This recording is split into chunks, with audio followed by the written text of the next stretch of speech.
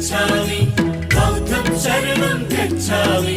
संघं शरणं गच्छामि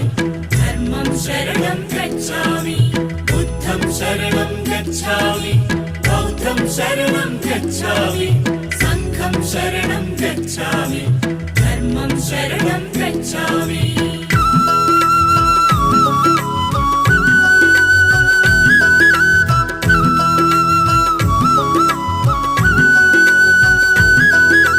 కపిలవస్తు నగరం ఇది శుద్ధోదన రాజ్యం